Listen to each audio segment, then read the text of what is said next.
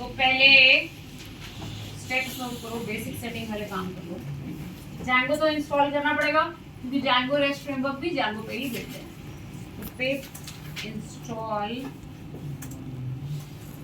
Django, pip install Django। Project बनाना पड़ेगा, project में ऐप बनानी पड़ेगी, वहां तक के स्टेप्स कौन।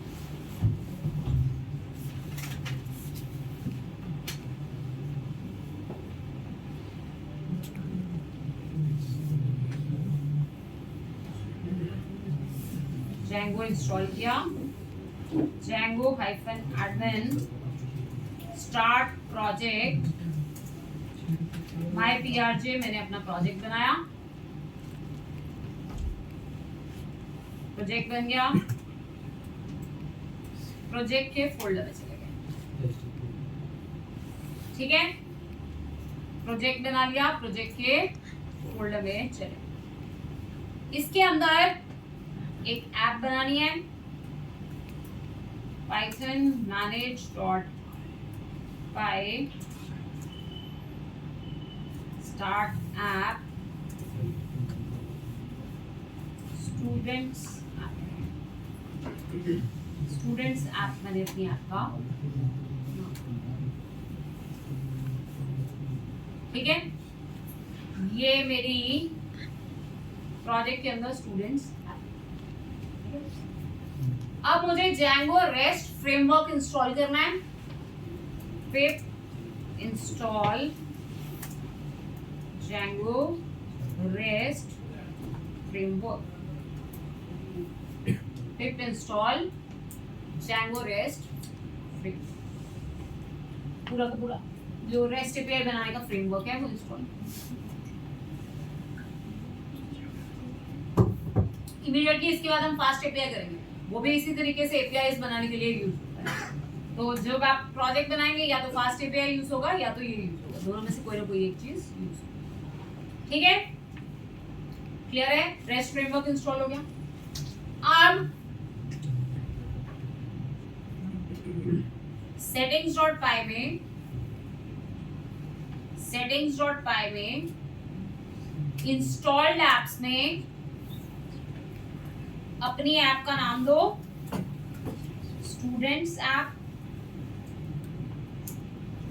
जो आपने अपनी ऐप बनाई, ऐप का नाम दे दिया।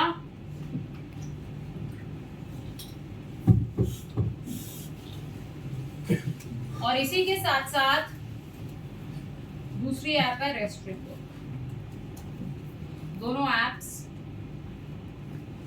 मैंने यहाँ पे इंस्टॉल्ड एप्स में देखा, स्टूडेंट ऐप और रेस्ट फ्रेमवर्क कर लिया। ठीक है, दोनों एप्स मैंने यहाँ पे क्लियर। अब डेटा API को भेजना है, उसके लिए पहले कुछ डेटा भी होना चाहिए। मॉडल बनाएंगे, मॉडल के हिसाब से डेटा स्ट्रक्चर बनेगा, मॉडल में कुछ डेटा डलेगा, फिर वो डेटा मैं API बना के भेजूंगी। ठीक है, तो मॉडल्स में जैसे आप नॉर्मली ऐप में मॉडल बनाते हैं वैसे ही मॉडल बनाएंगे। मैंने लिखा class student models dot model class से class student models dot model class से इनहेरिट। स्टूडेंट क्लास में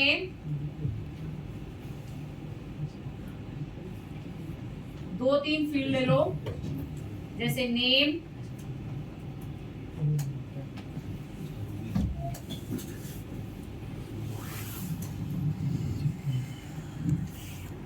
ठीक है, blank is equal to false, null equal to false, मतलब कंपल्सरी पैरामीटर। ठीक है, email models dot char field, max length, name की भी max length, दो फील्ड आ गए, about me models dot x, about me models dot x, name, email, about, f__str, return self.name. Right. ये model बन गया।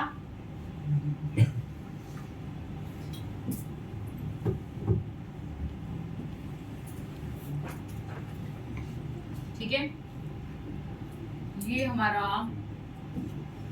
Model बन गया। डेटा भेजना है तो किसी स्ट्रक्चर में भेजना ना, तो उसके लिए ये मेरा क्लास का एक स्ट्रक्चर बन गया। अब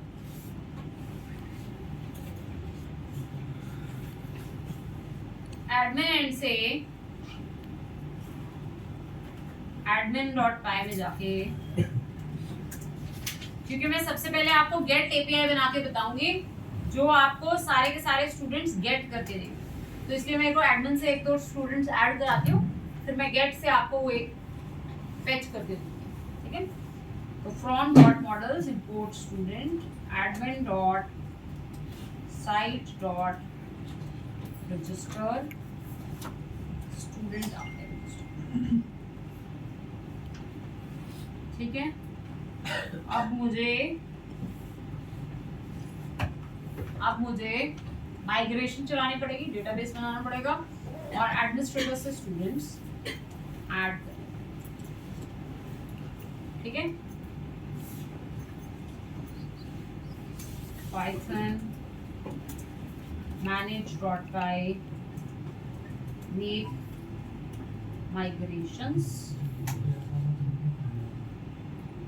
migrations करें।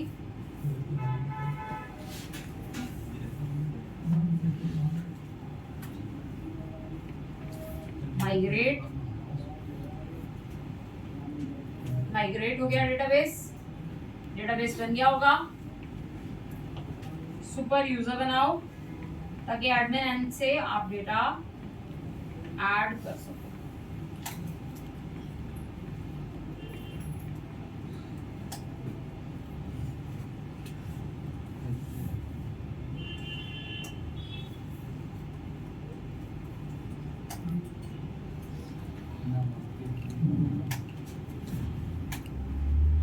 ठीक है, एडमिन सेक्शन खोल के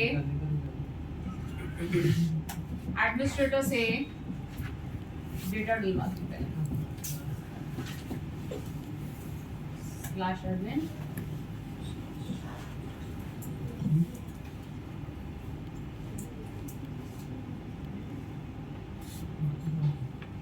स्टूडेंट्स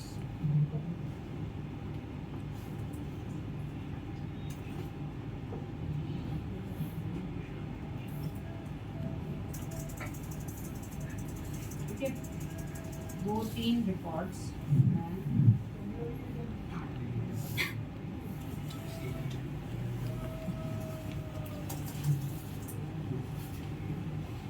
ठीक है, ये दो रिकॉर्ड्स मैंने ऐड। अब मैंने अपनी एप्लीकेशन का कोई फ्रंट एंड नहीं बनाना है, अब मेरी एप्लीकेशन का कोई फ्रंट एंड नहीं होगा, अब कोई यूआरएल हिट करके मैंने इसे ब्राउजर से कॉल नहीं करना है। अब मैंने क्या करना है, एपीआई के एंड पॉइंट्स बनाने हैं। उन एपीआई एंड पॉइंट्स को कोई अपने कोड के बीच में से कॉल करेगा। जब वो कॉल करेगा तो मेरी एप्लीकेशन क्या करेगी, जो डेटा उसे चाहिए, जो रिक्वायर्ड इंफॉर्मेशन चाहिए वो निकालेगी। ठीक है, अब आपको इतनी बात तो मैं पहले ही बता चुकी हूँ कि एपीआई में डेटा हमेशा जेसन फॉर्म में आता रहता है। यहाँ पे मेरे पास मॉडल में क्या है, स्टूडेंट की एक क्लास, यहाँ से डेटा आएगा क्लास के ऑब्जेक्ट की फॉर्म में। अब मुझे क्या करना पड़ेगा, इसको सीरियलाइज करना पड़ेगा, इसको जेसन में कन्वर्ट करना पड़ेगा। फिर जब यूजर कोई एंड पॉइंट रिक्वेस्ट करे तो क्या होगा, पहले मैं डेटा उठाऊंगी डेटाबेस में से, फिर उस डेटा को सीरियलाइज करूंगी, फिर सीरियलाइज करके यूजर को भेजूंगी। ठीक है, ये कॉन्सेप्ट मुझे फॉलो करना पड़ेगा। जब भी एपीआई बनाएंगे तो हमेशा मॉडल के साथ साथ एक दूसरी क्लास बनाएंगे, serializer, student serializer, serializer dot serialiser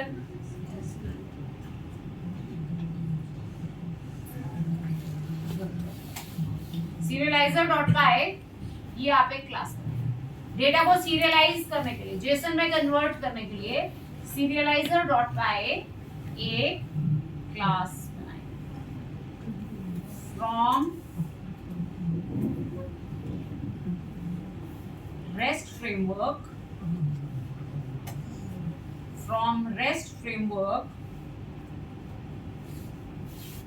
dot serializers import model serializer. Model को सीरियलाइज करने की इंफॉर्मेशन मॉडल सीरियलाइजर थ्रू आती है, तो from REST framework dot serializers import model serializer. Class बनाई मैंने स्टूडेंट सीरियलाइजर, इनहेरिट कर लिया model.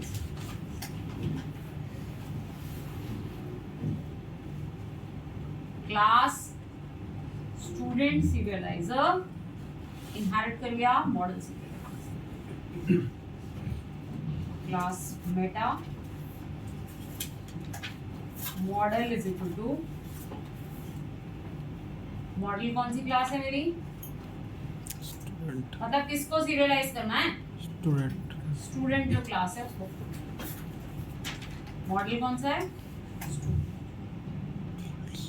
Fields is equal to, जैसे कई बार मुझे रिस्ट्रिक्ट भी करना था, सारे फील्ड्स नहीं देने, अभी के लिए फर्स्ट टाइम के लिए मैं सारे फील्ड्स सीरियलाइज करूंगा। जैसे एपीआई में कुछ रिस्ट्रिक्शन लगानी है कि डेटाबेस में तो मेरे पास बहुत सारे फील्ड्स हैं, पर ये कुछ फील्ड ही एपीआई के थ्रू सीरियलाइज करके भेजने हैं, कुछ डेटा सिक्योर रखना है, जो अपने एंड पे रखना है, जो नहीं भेजना है, तो यहाँ पे फील्ड्स के फिक्स नाम भी दे सकते हैं। अभी मैंने बोला ऑल सीरियलाइज करने हैं,